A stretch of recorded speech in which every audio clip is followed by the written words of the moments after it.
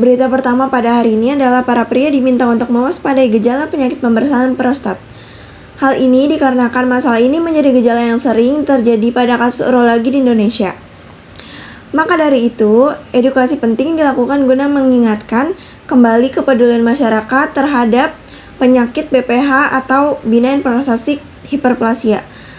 Berikut merupakan penjelasan dari penyakit BPH atau benign prostatic hyperplasia.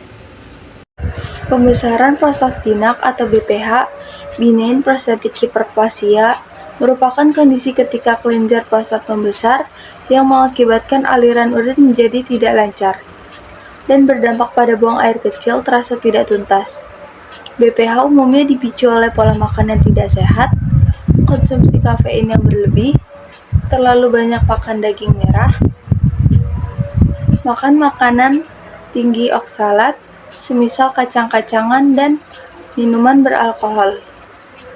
Pembesaran prostat jinak atau benign prostatic hyperplasia merupakan bagian dari proses penuaan yang normal pada laki-laki.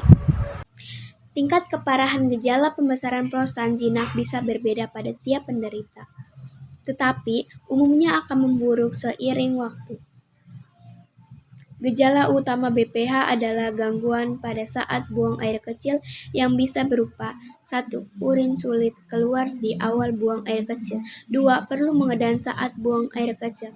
3. Aliran urin lemah atau tersesat-sesat. 4. Urin menetes di akhir buang air kecil. 5. Buang air kecil terasa tidak tuntas. 6. Buang air kecil di malam hari menjadi lebih sering. 7. Beser. Pada kasus tertentu, BPH bisa atau bahkan menyebabkan retensi urin atau tidak mampu mengeluarkan urin sama sekali. Namun, perlu diingat tidak semua pembesaran kelenjar prostat menimbulkan keluhan buang air kecil, baik buang air kecil terus atau tidak buang air kecil sama sekali.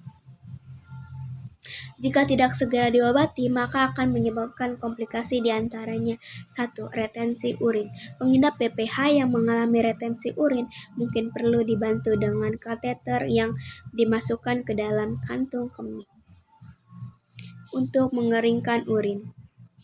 2. Infeksi saluran kemih.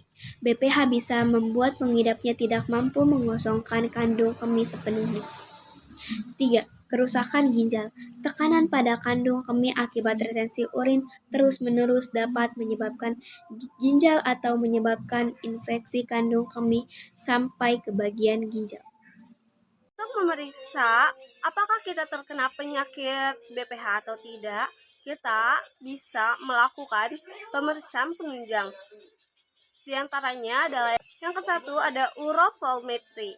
Pemeriksaan urovolmetri dilakukan oleh dokter spesialis urologi untuk menilai progresivitas BPH dengan menilai laju urin saat miksi. Yang kedua yaitu ada pemeriksaan radiologi. Pemeriksaan radiologi yang bisa dilakukan adalah CT scan, USG, atau MRI. Yang ketiga ada urinalisis. Urinalisis adalah suatu prosedur medis yang sering dilakukan di laboratorium medis untuk menganalisis urin atau air seni.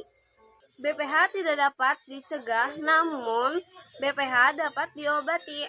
Salah satu cara terbaik adalah melakukan deteksi dini. Pada pencegah penyakit ini, diingatkan pula pada masyarakat untuk melakukan diet dan menjaga pola makan melalui konsumsi sayur dan serat, serta pembatasan asupan sodium pun dan menghindari minuman bersoda dan berwarna.